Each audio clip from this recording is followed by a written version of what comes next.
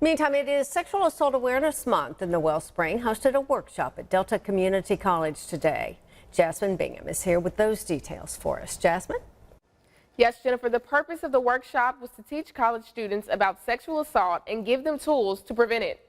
Consent, it can happen with same-sex relationships as well as heterosexual. Students and faculty were able to talk about things like victim shaming of sexual assault survivors, underage dating, and consent to sex. Nitra Bell, sexual assault coordinator for the Wellspring Counseling Center, says sexual assault happens to children and even those in adulthood. A lot of times when people are sexually assaulted, it happens between the ages of like 14 to probably people that are in their early 20s. Something called the red zone, where most rape cases happen on college campuses from November all the way through December. It's just to bring more awareness to the college students and also to let them know that it is something that it happens, and a lot of them are dating.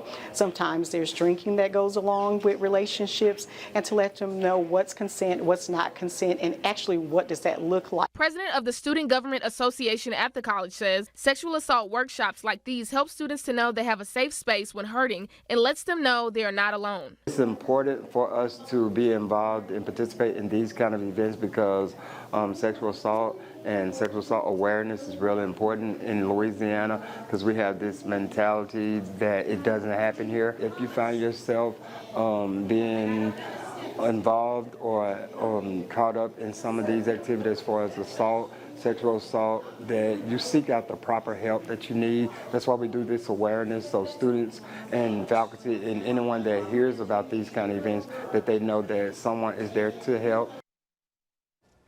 The Wellspring and ULM's Ambitious Women's Society will be hosting a walk against sexual assault tomorrow at 5:30 at the ULM Library. Jennifer?